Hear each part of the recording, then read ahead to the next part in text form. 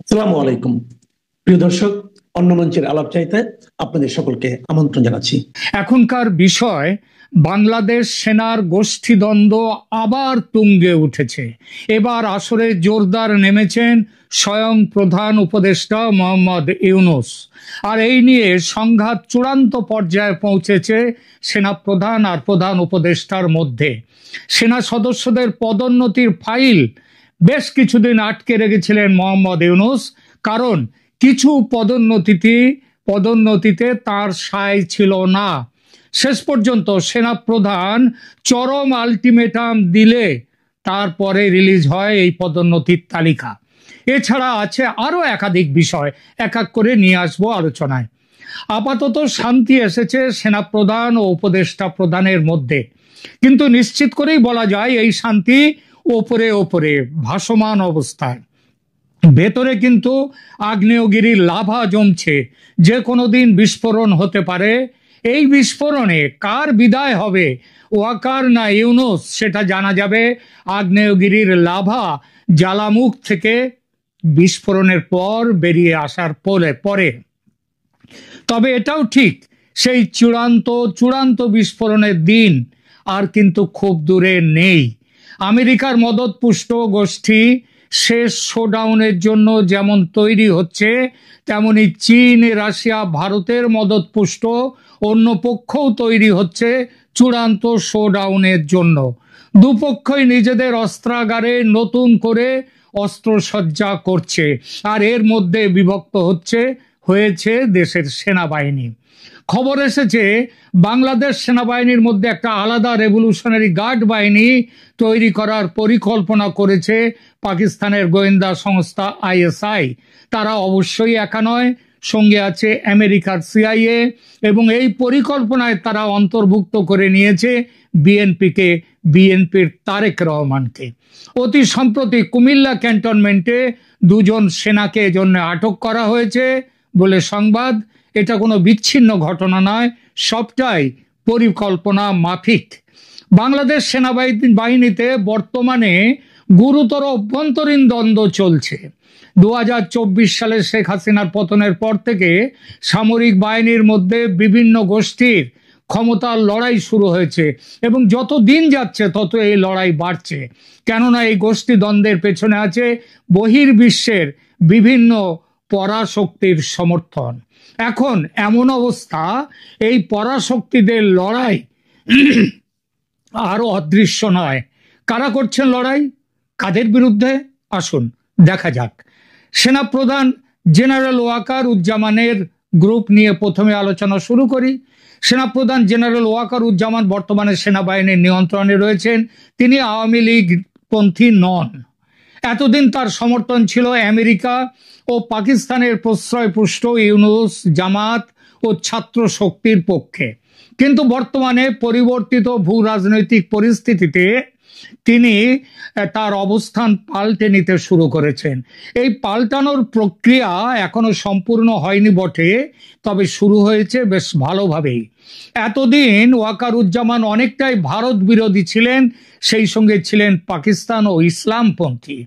একের পর এক পাকিস্তানের আইএসআই এর পক্ষ থেকে সেনা অফিসারদের দল বাংলাদেশ সফরে আসছেন, আর বাংলাদেশের সেনা অফিসাররা পাকিস্তানে যাচ্ছেন। কিন্তু সেনাপ্রধান কিছু জানতেন না। এটা কি পাগলেও বিশ্বাস করতে পারে? তিনি পাকিস্তানপন্থী এবং ইসলামপন্থী, সেখান থেকে সরে আসার যে ইঙ্গিত দেখা যাচ্ছে এখন, সেটা স্পষ্টতই পরাশক্তিদের নতুন মেরুকরণের প্রেক্ষিতে। দ্রুত নির্বাচনের পক্ষে অবস্থান নিয়েছিলেন একসময় ওয়াকার সাহেব। জামাত, পাকিস্তান ও স্বয়ং ইউনূস সংস্কারের আগে নির্বাচন অনুষ্ঠানের ঘোর বিরোধী। এখন মাঠ ও মাঠের খেলোয়াড়রা দল পরিবর্তন করেছে। আমেরিকার চাপে ইউনূস এবং পাকিস্তান আওয়ামী লীগকে বাদ দিয়ে দ্রুত নির্বাচনের পক্ষে। জামাত বিরোধিতা করছে বটে, তবে ঠিক সময়ে বিএনপির পাশে এসে দাঁড়াবে বলেই বিশ্বাস। অর্থাৎ ফেব্রুয়ারির নির্বাচনে অংশ নেবে তারা, এবং বিএনপির সঙ্গে একই মন্ত্রিসভায় থাকবে। দেখে নেবেন, ভারত, চীন, রাশিয়া ত্রিশক্তি জোট বলে দিয়েছে ভোট হোক, আপত্তি নেই, তবে ভোট হতে হবে আওয়ামী লীগ ও তার 14 দলের জোটকে নিয়ে, তা না হলে ভোট হবে না।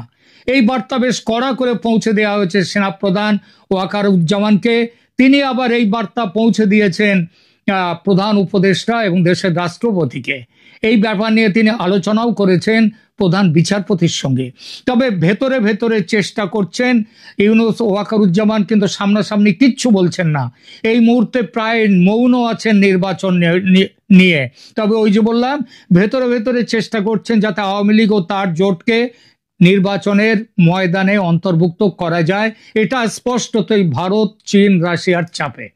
এই বিষয়ে আইনি বাধা অর্থাৎ ইন্টারন্যাশনাল ক্রাইম ট্রাইব্যুনালের বাধা দূর করতেই দেশের প্রধান বিচারপতির সঙ্গে ওয়াকারুজ্জামান দেখা করেছিলেন। একই সঙ্গে জাতীয় নিরাপত্তা ও সার্বভৌমত্বের প্রতি নিজের অবস্থান আরো কঠোর করেছেন ওয়াকারুজ্জামান, যার অর্থ নিজেকে ক্রমশ মার্কিন আগ্রাসনের বিপরীতে তিনি প্রতিষ্ঠা করছেন। এটা স্পষ্টতই ভারতের দিকে ঝুঁকে থাকার অবস্থান। দুই, এবার আসি লেফটেন্যান্ট জেনারেল মোহাম্মদ ফয়জুর রহমানের group. Quartermaster general lieutenant general Mohammad Faizur Rahman সেনাবাহিনীর মধ্যে পাকিস্তানপন্থী ও ইসলামপন্থী যে মেরু, যে অক্ষ, যে জোট, সেই জোটের নেতৃত্ব দিচ্ছেন। তার কার্যক্রম কি ছিল? সাম্প্রতিক 2025 সালের জানুয়ারি ফেব্রুয়ারিতে পাকিস্তানি আইএসআই প্রধানের সাথে বৈঠক করেছিলেন তিনি। জামাত নেতাদের সাথে তার যোগাযোগ নিয়মিত, কিন্তু জামাত এখন আমেরিকার আগ্রাসনের বিরুদ্ধে অন্তত এই পর্যায়ে, এবং ফলে আমেরিকার আগ্রাসনের বিরুদ্ধে তারা খুব একটা সোচ্চার না হলেও আমেরিকার প্ল্যান যেটা আছে, অর্থাৎ দ্রুত নির্বাচন করিয়ে বিএনপিকে ক্ষমতায় বসানোর যে পরিকল্পনা আমেরিকার, সেই পরিকল্পনার বিরোধিতা করছে এই যে জামাত। এই পরিস্থিতিতে ফয়জুর রহমান বর্তমানে ওয়েট অ্যান্ড ওয়াচ নীতি নিয়েছেন। তবে সেনাপ্রধানের বিরুদ্ধে চেষ্টা করার অভিযোগ আগে যেমন ছিল তার বিরুদ্ধে, এখন চুপ থাকলেও সেনাপ্রধানের সঙ্গে সম্পর্কের উন্নতি কিন্তু হয়নি। বিভিন্ন বিভাগীয় কমান্ডারদের সাথে গোপনে বৈঠক করছেন ফয়জুর রহমান, এবং সে বৈঠক এখনো চলছে। এরপরে আমরা আসি লেফটেন্যান্ট জেনারেল মোহাম্মদ সাইনুল হকের গ্রুপ নিয়ে। জাতীয় প্রতিরক্ষা কলেজের commandant lieutenant general Mohammad Zainul হক আওয়ামী লীগপন্থী শাখার নেতৃত্ব দিচ্ছেন। তার সমর্থনে রয়েছেন মেজর জেনারেল মোহাম্মদ মঈন খান, নবম ডিভিশন। অবশ্য আগস্টে অবসর নিয়েছেন মঈন খান। আওয়ামী লীগের প্রতি অনুগত অন্যান্য সেনা সদস্য অফিসারদের সাথে যোগাযোগ রাখছেন, তাদের নিয়ে গোষ্ঠী তৈরি করেছেন এই সাইনুল হক লেফটেন্যান্ট জেনারেল। সাইনুল হকের যে আওয়ামী লীগপন্থী গ্রুপের বাংলাদেশের সেনাবাহিনীর রাজনীতিতে লেফটেন্যান্ট জেনারেল মোহাম্মদ সাইনুল হক এবং তার আওয়ামী লীগপন্থী গোষ্ঠীর কার্যক্রম বিশেষ গুরুত্ব বহন করে। 2025 সালে তাদের বিভিন্ন রাজনৈতিক ও প্রাতিষ্ঠানিক কর্মকাণ্ড পর্যালোচনা করলে একটা জটিল চিত্র ফুটে ওঠে। এই কথাটা একটু এখানে বলার দরকার আছে, কেন জটিল। লেফটেন্যান্ট জেনারেল মোহাম্মদ সাইনুল হক বর্তমানে জাতীয় প্রতিরক্ষা কলেজের কমান্ড্যান্ট। তিনি 1989 সালের জুলাইতে পদাতিক বাহিনীতে কমিশন লাভ করেন এবং সোর্ড অফ অনার এই উপাধিতে ভূষিত হন। তার প্রধান মিত্র হলেন মেজর জেনারেল মোহাম্মদ মঈন খান, যিনি নবম পদাতিক ডিভিশনের জিওসি হিসেবে দায়িত্ব পালন করেছেন। নবম পদাতিক ডিভিশনকে বাংলাদেশ সেনাবাহিনীর সবচেয়ে শক্তিশালী ডিভিশন হিসেবে বিবেচনা করা হয়। 2025 সালে সাইনুল হক জাতীয় প্রতিরক্ষা কলেজে দুটি গুরুত্বপূর্ণ ক্যাপস্টোন কোর্স পরিচালনা করেছেন। এপ্রিল মে মানে 2025-এর 20 এপ্রিল থেকে 8 মে পর্যন্ত 3 সপ্তাহের কৌশলগত নেতৃত্ব কর্মসূচি তিনি করেছেন। 2025-এর 13 জুলাই থেকে 31 জুলাই পর্যন্ত দেশের 45 জন বিশিষ্ট ব্যক্তির অংশগ্রহণে তিনি একটি সম্মেলন করেন। এই কোর্সগুলোতে সম্মেলনে উচ্চপদস্থ সামরিক কর্মকর্তা, বেসামরিক আমলা, বিচারক, একাডেমিক, কূটনীতিবিদ এবং কর্পোরেট নেতৃবৃন্দ অংশগ্রহণ করেছেন। সাইনুল হক 2025 সালে বিভিন্ন আন্তর্জাতিক কার্যক্রমেও অংশ নিয়েছেন। আগস্ট 2025-এ শ্রীলঙ্কার হাই কমিশনের সাথে বৈঠক করেছেন এবং জাতীয় প্রতিরক্ষা কোর্সে বক্তব্য প্রদান করেন। সেপ্টেম্বর 2024-এ বাংলাদেশ জাতীয় প্রতিরক্ষা কলেজের প্রতিনিধি দলের নেতৃত্বে শ্রীলঙ্কা নৌবাহিনী সদর দপ্তর তিনি সফর করেছিলেন। 2025 সালের মার্চ মাসে একটি গুরুত্বপূর্ণ ঘটনা ঘটে, তার উল্লেখ করব। যখন ছাত্রনেতা হাসনাত আবদুল্লাহ অভিযোগ করেন যে সেনাবাহিনী তাকে পরিচালিত আওয়ামী লীগ গ্রহণের জন্য চাপ দিয়েছে, এই পরিকল্পনা ছিল শেখ হাসিনা ছাড়া আওয়ামী লীগের দ্বিতীয় সারির কেউ নেতৃত্ব গ্রহণ করলে তার বিরোধিতা হবে না, শিরিন শারমিন চৌধুরী এবং ফজলুর রহমান তাপসের মতো নেতৃবৃন্দ যদি দলীয় নেতৃত্ব নেয় তার বিরোধিতা হবে না। একটি দুর্বল আওয়ামী লীগকে বিরোধী দল হিসেবে রাখার প্রস্তাব। জানা যায় এই প্রস্তাব দিয়ে আওয়ামী লীগের প্রতি বিদ্বেষের মনোভাব অন্তত প্রাথমিকভাবে কমিয়ে দেওয়ার প্ল্যান ছিল শাহিনুল হকের, এবং তারপরে এই প্ল্যান গৃহীত হলে পরবর্তী পর্যায়ে শেখ হাসিনা এবং অন্যান্য তাদেরকে ফিরিয়ে নিয়ে আসার এবং তাদেরকে নির্বাচনের ব্যাপারে অংশগ্রহণের অনুমতি দেওয়ার ব্যবস্থা তার করবার প্ল্যান ছিল। 2025 সালের 10 মে আওয়ামী লীগ নিষিদ্ধ করার পর শাহিনুল হকের গোষ্ঠীর প্রতিক্রিয়া বিশেষ তাৎপর্য বহন করে। বিভিন্ন সূত্র থেকে জানা যাচ্ছে যে সেনাপ্রধান ওয়াকারুজ্জামান দ্রুত নির্বাচনের পক্ষে অবস্থান নিয়েছেন শাহিনুল হকের চাপেই। আওয়ামী লীগপন্থী কর্মকর্তারা নিষেধাজ্ঞার বিরুদ্ধে প্রতিরোধ গড়ে তুলেছেন শাহিনুল হকের জন্য। তবে মেজর জেনারেল মঈন খানের নেতৃত্বে নবম পদাতিক ডিভিশন বিভিন্ন গুরুত্বপূর্ণ কার্যক্রম পরিচালনা করেছে, যার মধ্যে অনেকটা হচ্ছে গার্মেন্টস শিল্পকে নিরাপত্তা দেওয়ার ব্যবস্থাটা পুরোপুরি এরাই করেছেন। 2025 সালের আগস্টে মেজর জেনারেল মঈন খান অবসর গ্রহণ করেন এবং মেজর জেনারেল SM আসাদুল হক নতুন জিওসি হিসেবে দায়িত্ব গ্রহণ করেন। এই পরিবর্তন আওয়ামী লীগপন্থী গোষ্ঠীর প্রভাব কিছুটা কমিয়ে আনতে পারে। তো এরপরে জাতীয় প্রতিরক্ষা কলেজের কমান্ড্যান্ট হিসেবে শাহিনুল হক অনেক প্রাতিষ্ঠানিক কার্যক্রম করেছেন, যেটা আওয়ামী লীগপন্থী গোষ্ঠীদেরকে অনেকভাবে উজ্জীবিত করেছে। সম্প্রতি ভারতের ভূমিকা আওয়ামী লীগের পক্ষে আরো স্পষ্টভাবে নিয়ে আসায় এই শাহিনুল হক গোষ্ঠী নতুন করে শক্তি পেয়েছে। তাছাড়া তো বোঝাই যায় জাতীয় প্রতিরক্ষা কলেজের মতো গুরুত্বপূর্ণ প্রতিষ্ঠানের নিয়ন্ত্রণ এবং কৌশলগত শিক্ষার ক্ষেত্রে তার অবস্থান এখনো তাৎপর্যপূর্ণ।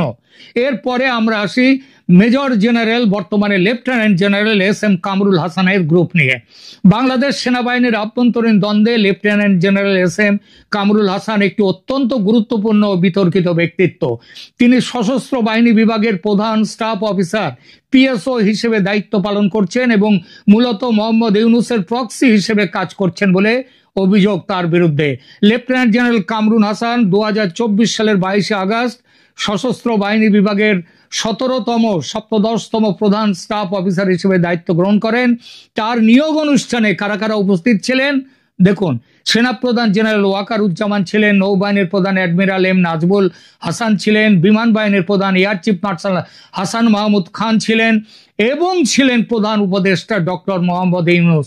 এটা কিন্তু সহজ কথা নয়। তিনি 1989 সালের 22 ডিসেম্বর পদাতিক কর্মসে কমিশন লাভ করেন। যে উল্লেখযোগ্য পদগুলো তিনি দখল করে রেখেছেন এ পর্যন্ত, মানে তাতে কাজ করেছেন, সেগুলো হচ্ছে বাংলাদেশ মিলিটারি একাডেমির কমান্ড্যান্ট, 66তম পদাতিক ডিভিশনের GOC, রংপুর এলাকা কমান্ডার। রাজনৈতিক গোষ্ঠী ও কার্যক্রম ইউনূস এবং কামরুলের একটা অক্ষ শক্তি আছে। কামরুল হাসানের গোষ্ঠী মূলত প্রধান উপদেষ্টা মোহাম্মদ ইউনূসের রাজনৈতিক এজেন্ডা বাস্তবায়নে কাজ করে।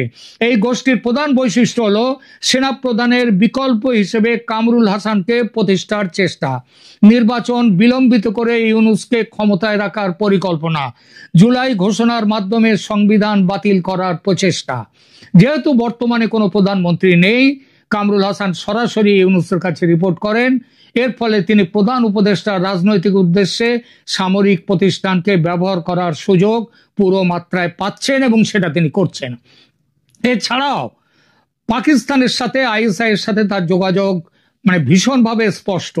2025 সালের 13 থেকে 18 জানুয়ারি কামরুল হাসানের নেতৃত্বে 6 সদস্যের একটি বাংলাদেশি প্রতিনিধি দল পাকিস্তান সফর করে। পাকিস্তানি সেনাপ্রধান জেনারেল ওয়াকারের আসিম মুনির পাকিস্তানি সেনাপ্রধান আসিম মুনিরের সাথে ব্যাপক আলোচনা করেন। বাহ্যিক প্রভাবের বিরুদ্ধে দ্বিপাক্ষিক প্রতিরক্ষা সম্পর্ক জোরদার করার বিষয়েও আলোচনা হয়। এর সাথে সাথে আঞ্চলিক নিরাপত্তা গতিশীলতা নিয়েও আলোচনা হয়। ISI প্রধান তারপরেই কামরুল হাসানের পাকিস্তান সফরের মাত্র 3 দিন পর আইএসআই প্রধান লেফটেন্যান্ট জেনারেল আসিম মালিকের নেতৃত্বে 4 সদস্যের একটি দল ঢাকা আসে। এই সফরের উদ্দেশ্য ছিল যৌথ গোয়েন্দা তত্ত্ব ভাগাভাগির নেটওয়ার্ক তৈরি করা। প্রায় 2 দশকের মধ্যে আইএসআই এর প্রথম আনুষ্ঠানিক সফরে যতটা সম্ভব তাদেরকে বাংলাদেশের সাথে যুক্ত করা, বাংলাদেশের সামরিক ক্ষমতা ও প্রস্তুতি, সামরিক ক্ষমতা এবং কি প্রস্তুতি আছে সেই বিষয়ে তথ্য দেয়া নেয়া। কামরুল হাসান বেশ কয়েকবার সেনা প্রধানের পূর্ব অনুমতি ছাড়াই মার্কিন কূটনীতিকদের সাথে বৈঠক করেছেন। 2025 মে মাসে চার্লস ড্যাফেয়ার, ট্রেসি এন্ড জ্যাকবসনের সাথে একাধিকবার বৈঠক করেছেন। মানবিক করিডর প্রস্তাব নিয়ে তিনি মার্কিন কূটনীতিকদের সাথে মিয়ানমারে মানবিক সহায়তার করিডর স্থাপনে আলোচনা এবং সহায়তার কাজটা তিনি দেখছেন। আরাকান আর্মিকে সহায়তা দেওয়ার ব্যাপারে তাদের এই ইস্যুর নাম করে আরাকান আর্মিকে সরবরাহ ও লজিস্টিক সাহায্য দেওয়ার ব্যাপারেও তার ভূমিকা। সেনাপ্রধানের সাথে ইতিপূর্বে কামরুল হাসানের দ্বন্দ্ব হয়েছিল। তার পরিপ্রেক্ষিতে ওয়াকারুজ্জামান কামরুল হাসানকে অপসারণের নির্দেশ দিয়েছিলেন, কিন্তু প্রধান উপদেষ্টা সেই নির্দেশ ব্লক করে দেন। এর ফলে সেনাপ্রধান ও ইউনূসের মধ্যে সম্পর্কের অবনতি হয়। এছাড়া নৌবাহিনী ও বিমান বাহিনী প্রধানের সেনাপ্রধানের পক্ষে অবস্থান নিয়েও ইউনূসের সাথে দ্বন্দ্ব বেঁধেছে। আর এর ফলে কামরুল হাসানকে ভবিষ্যৎ সেনাপ্রধান হিসেবে প্রতিষ্ঠার চেষ্টা করছে ইউনূস সরকার। এর জন্য তাদের পরিকল্পনা হচ্ছে জুলাই ঘোষণার মাধ্যমে 1972 সালের সংবিধান বাতিল, রাষ্ট্রপতিকে পদত্যাগে বাধ্য করা, নির্বাচন ছাড়াই দীর্ঘমেয়াদে ক্ষমতায় থাকা। কিন্তু সাম্প্রতিক যে ফেব্রুয়ারি 2025-এ ইন্দোনেশিয়ায় জাতিসংঘ শান্তিরক্ষা মন্ত্রী পর্যায়ের সম্মেলনে অংশগ্রহণ করেছিলেন কামরুল হাসান। থাইল্যান্ডে Indo Pacific chiefs of defence কনফারেন্সে অংশগ্রহণ করেছিলেন আগস্ট 2025-এ। এছাড়া বিভিন্ন দেশের প্রতিরক্ষা সংযুক্ত ও কূটনীতিকদের সাথে নিয়মিত বৈঠক করেন কামরুল হাসান। কামরুল হাসান জাতীয় নিরাপত্তা উপদেষ্টা খলিলুর রহমানের সাথে নিয়মিত বৈঠক করে তাদের মধ্যে এবং ইউনূসকে নিয়ে একটা ঐক্য শক্তি তৈরি করেছে এবং তার ফলে কক্সবাজার এলাকায় ঘন ঘন সফর করেন, মার্কিন কূটনীতিকদের সাথে সমন্বয় করেন। কামরুল হাসান বর্তমানে বাংলাদেশ সেনাবাহিনীর মধ্যে ইউনূস সমর্থক গোষ্ঠীর প্রধান নেতা। কামরুল হাসানের কার্যক্রম সেটা সেনাবাহিনীতে গুরুতর বিভাজন সৃষ্টি করেছে, বিশেষত পেশাদার সামরিক অফিসারদের মধ্যে। সেনাপ্রধানের কর্তৃত্বকে তিনি চ্যালেঞ্জ করেন। রাজনৈতিক উদ্দেশ্যে সামরিক প্রতিষ্ঠানের অপব্যবহার কামরুল হাসান করছে। Lieutenant general SM. কামরুল হাসানের গোষ্ঠী বাংলাদেশ সেনাবাহিনীর আভ্যন্তরীণ দ্বন্দ্বে একটি অত্যন্ত বিতর্কিত ও প্রভাবশালী ভূমিকা পালন করছে, মূলত ইউনূসের প্রতিনিধি হয়ে। এছাড়া পাকিস্তানের আইএসআই এর ভূমিকা ও গোয়েন্দা কর্মকাণ্ডও মনে রাখার মতো। পাকিস্তানের আইএসআই বাংলাদেশ সেনাবাহিনীতে প্রভাব বিস্তারের জন্য ব্যাপক তৎপরতা চালাচ্ছে। 2025 সালের জানুয়ারিতে আইএসআই প্রধান লেফটেন্যান্ট জেনারেল আসিম মালিক ঢাকা সফর করেছিলেন। এরপরে তারা তো কিভাবে কি হচ্ছে সেটা আপনারা সবাই জানেন। এরপরে আসছে সব শেষে বলি বিপ্লবী গার্ড বাহিনীর পরিকল্পনা, যেটা দিয়ে শুরু করেছিলাম আলোচনা। আইএসআই বিভিন্ন রিপোর্ট অনুযায়ী আইএসআই এবং তারেক রহমানের বিপ্লবী গার্ড বাহিনী গঠনের পরিকল্পনা রয়েছে সেনাবাহিনীর মধ্যে, যা 1970 সালের জাতীয় রক্ষী বাহিনীর অনুরূপ হতে পারে পাকিস্তানের আদলে। নিঃসন্দেহে বাংলাদেশ সেনাবাহিনীর অভ্যন্তরীণ দ্বন্দ্ব দক্ষিণ এশিয়ার ভূ রাজনৈতিক ভারসাম্যে প্রভাব ফেলছে। বিশ্লেষকদের মতে বাংলাদেশে 3টি প্রধান সম্ভাবনা রয়েছে। তার অন্যতম এখন যেখানটায় আসছে সেটা হচ্ছে সামরিক অভ্যুত্থানের যে সন্দেহ, সেটা কিন্তু করা যায় না, অস্বীকার করা যায় না। আলোচনা শেষ করি এবার। বাংলাদেশ সেনাবাহিনীর অভ্যন্তরীণ দ্বন্দ্ব বর্তমানে একটি গুরুতর পর্যায়ে রয়েছে। 3টি মূল ক্ষমতার কেন্দ্রের মধ্যে দ্বন্দ্ব, পাকিস্তান আইএসআই এর হস্তক্ষেপ এবং রাজনৈতিক অনিশ্চয়তা মিলে একটি জটিল পরিস্থিতির সৃষ্টি করেছে। সেনাপ্রধান জেনারেল ওয়াকারুজ্জামান যদিও বর্তমানে নিয়ন্ত্রণে রয়েছেন, কিন্তু পাকিস্তানপন্থী ও আওয়ামী লীগপন্থী গোষ্ঠীর চাপ তার অবস্থানকে চ্যালেঞ্জের মুখে ফেলেছে। এই পরিস্থিতির সমাধান বাংলাদেশের ভবিষ্যৎ রাজনৈতিক দিক নির্দেশনা এবং আঞ্চলিক স্থিতিশীলতার জন্য অত্যন্ত গুরুত্বপূর্ণ। দেখা যাক কি হয়।